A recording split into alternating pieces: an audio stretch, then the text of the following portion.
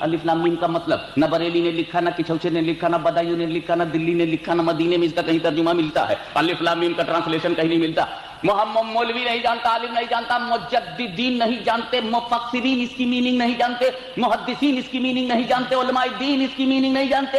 میں منبر رسول پر بیٹھ کر چیلنج کرتا ہوں کہ خود جبریل امین بھی اس کی میننگ نہیں جانتے، خود جبریل امین بھی اس کی میننگ نہیں جانتے. الف کا کیا مطلب ہے جبریل کو نہیں معلوم، لام کا کیا مطلب ہے جبریل کو نہیں معلوم، میم کا کیا مطلب ہے جبریل کو نہیں معلوم.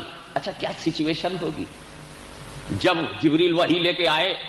تو پہلے تو تم وہ بات سن لو جو ہوئی، پھر اس کو آئیڈیا سے سوچو نیکسٹ کیا ایکشن مجھ سے سن لو، ریئیکشن آٹومیٹک سمجھ میں آ جائے گا. ایکشن مجھ سے سمجھ لو، ریئیکشن آٹومیٹک سمجھ میں آ جائے گا. کہ جبریل امین لے کر کے رسول کے پاس آئے.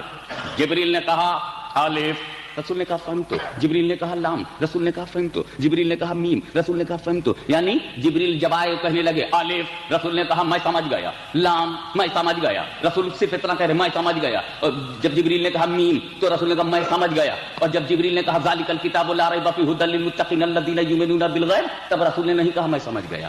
الف پہ کہا میں سمجھ گیا، لام پہ کہا میں سمجھ گیا، میم پہ کہا میں سمجھ گیا، اور ذالک الکتاب پہ نہیں کہا میں سمجھ گیا. رسول اس لیے بول رہے تھے میں سمجھ گیا تاکہ جبریل کو شک نہ ہونے پائے. جہاں سے وہ سمجھتے ہیں وہ تو میں بھی سمجھتا ہوں، مگر جبریل جہاں تم نہیں سمجھتے اسے بھی میں سمجھتا ہوں، اسے بھی میں جانتا ہوں، وہ میننگ بھی مجھے معلوم ہے. تو دنیا کو شبہ نہ ہونے پائے. الف پہ فرمائے میں سمجھ گیا، لام پہ فرمائے میں سمجھ گیا.